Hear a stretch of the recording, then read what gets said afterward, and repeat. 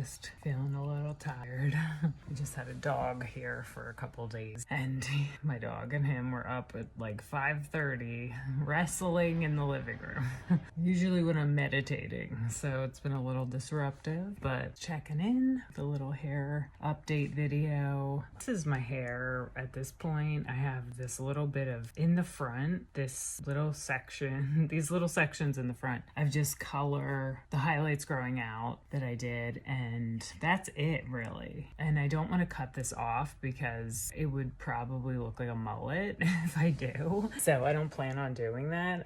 Maybe I could trim it a little bit as I go along. I just had the very bottom of my hair trimmed, just to even it off because I had cut it myself. I don't plan on like cutting this part off. I feel like the front of my hair actually grows slower too. I don't know if anyone else experiences that, but the front of my hair definitely grows slower. Like I cut those little bangs a while back and I felt like they took forever to grow out. Anyway, yeah, so I'm on just kind of like on my grow out still. I have December will be my 2-year anniversary of not highlighting, gray blending with highlight for my hair. So I wanted to just talk about like being kind of like different, you know, in the world and how we can feel different when we have gray hair and most people don't. And I feel like that's changing though. I feel like it's becoming more acceptable, but it can be hard when you're like, you know, out with people and like you're the only one with gray hair. But I don't really feel it too much. Like cause I'm kind of like a weird person anyway.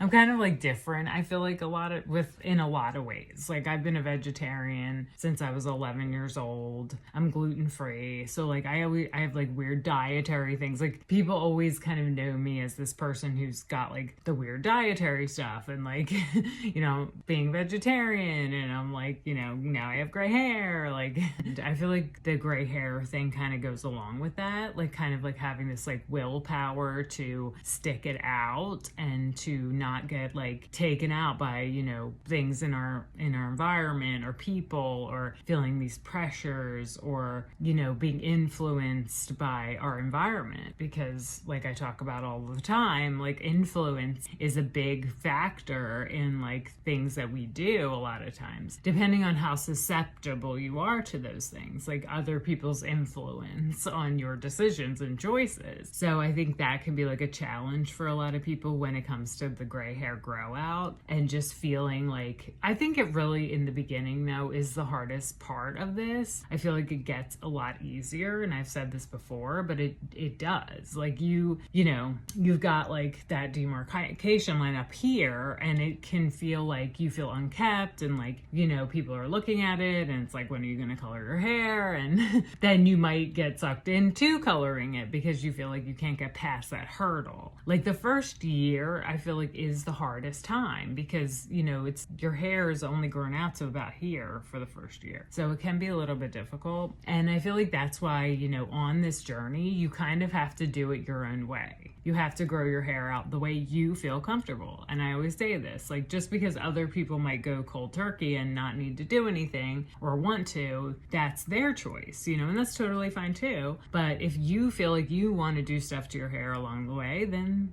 you should do that. And if that's going to make it easier for you, you know, if you want to go on the grow out journey or whatever. But that's what I think about it. Do you, you know, do it the way you want to do it. And that's what I did. And, you know, I felt like I've really, not that I wasn't committed to it because I was, but I felt like because I was doing that, like it didn't feel like this big monumental thing in a sense. I don't know if that makes any sense, but like because I was kind of like doing stuff to my hair along the way, and like it didn't feel as hard to me, I guess. But I feel like more of the changes that I experienced were not the hair per se. It was more like all the other things going on in my life because this is just one aspect of all the changes that I've felt in the last couple of years with the grow out. Like it all kind of went together, you know, all the changes, going through menopause, going through all these changes in my life. Like I had a back injury I have been recovering from still. Like I changed my whole like life basically from that. Like it's not just the hair. It was like, oh wow, you're choosing to go gray at the craziest time of your life too. Like it's kind of insane actually that like I did choose to do that at that time. But I also wanted to mention this as a former hairstylist because I don't do